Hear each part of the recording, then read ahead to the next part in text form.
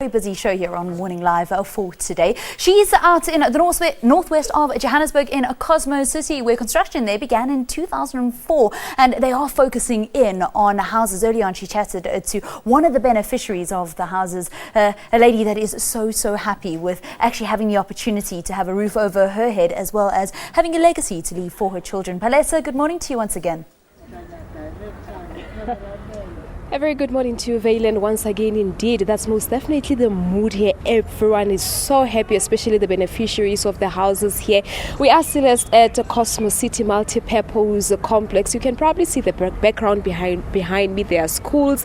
You get the rental residential areas to my left. So that's basically what it looks like here at Cosmo City. So I must indicate that just before the project started, about 30,000 jobs were created just to create the whole Cosmo City, and post-construction about over 22,000 jobs were still available for the residents here. So earlier on, like you said, Valen, we spoke to some of the beneficiaries, but with me now is one of the contractors who were contracted to build houses. She built over 80,000 units.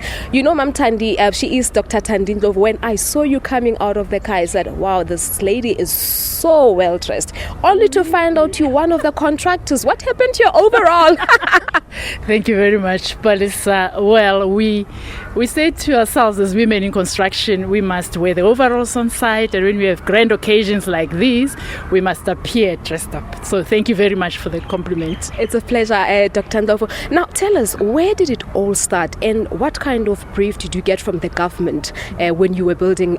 In fact, you didn't just build RDP houses, but it was a little bit of everything. Yes, I started my business way back in 1994. And why I went into construction is that I worked as a medical doctor in Orange Farms. A lot of your viewers from Orange Farms will remember Dr. Ndlovu.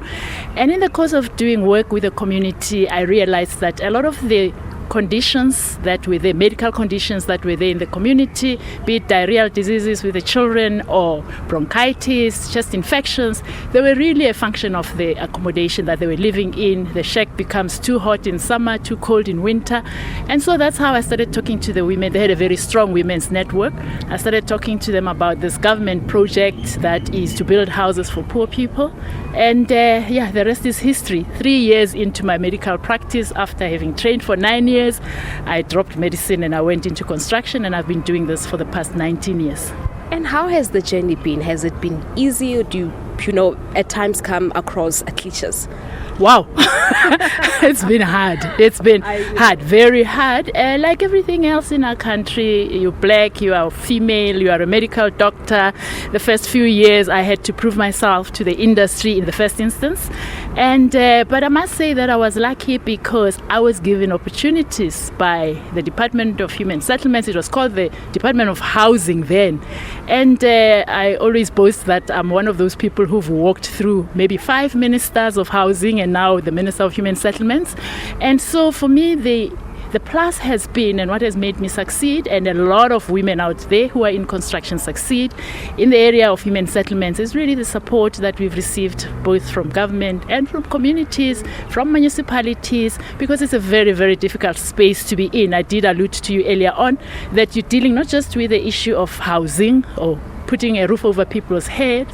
It's social issues. It's when you get into a community to deliver those houses for them, you have to create jobs. You have to look at how you include women, how you include youth, and it's never an easy task, but it's doable.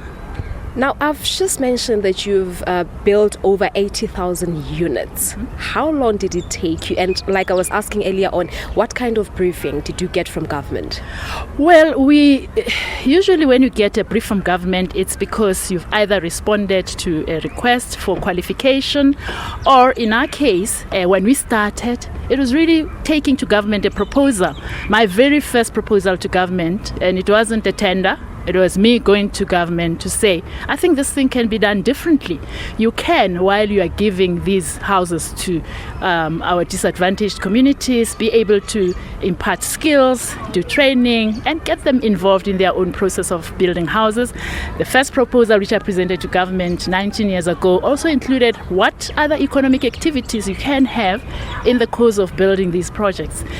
So that brief was me briefing government about what is possible 19 years ago. But currently, what we do is go to municipalities, look at land that's available, what it can be utilized for, negotiate with the municipalities in particular, and then sitting together with them, we are able to conceptualize projects such as these ones. Remembering, of course, that currently government is looking not just at houses, it's looking at integrated human settlements, creating communities that are really together. So we work with it, with government in around the table. Well, thank you very much. That is Dr Thandi Ndlovu, one of the contractors. She has built over 80,000 units since she, in fact, got into the business of construction here. So quite an inspiring story coming from a woman, I must say. Well, that's basically what we have for you for now. Coming live from Cosmo City. Lindiwe is also out somewhere in Johannesburg. It's